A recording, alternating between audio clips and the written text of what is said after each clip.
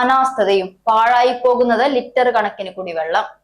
കഴിഞ്ഞ 6 മാസത്തിലധികമായി പൈപ്പ് പൊട്ടി വെള്ളം പാഴായി പോയിക്കൊണ്ടിരിക്കുകയായിരുന്നു. 2 പ്രാവശ്യം ഒറ്റപ്പാലം വാട്ടർ അതോറിറ്റിയിൽ വിളിച്ച് പരാതി പറഞ്ഞു. സ്ഥലം വാർഡ് മെമ്പറെ വിളിച്ചും പരാതി പറഞ്ഞു. എങ്കിലും ഇതുവരെയും യാതൊരു പരിഹാരവും ഉണ്ടായില്ല. നിത്യവും ആയിരക്കണക്കിന് ലിറ്റർ വെള്ളമാണ് ഇതിലൂടെ പാഴായി പോയിക്കൊണ്ടിരിക്കുന്നത്. 6 മാസം കൊണ്ട് ലക്ഷക്കണക്കിന് ലിറ്റർ വെള്ളമാണ് പാഴായി പോയത്.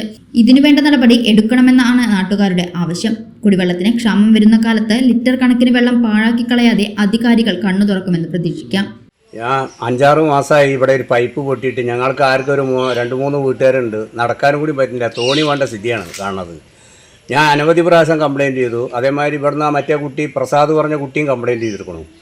ഒരു ഒറ്റ കുട്ടി തിരിഞ്ഞിട്ട് ആദ്യം ഒന്ന് വെച്ച് പൈപ്പ് വെറുതെ തിരികെ വെച്ച് പോയി. പിറ്റേ ദിവസം വീണ്ടും പഴയമാതിരി തന്നെ ഒരിച്ചു.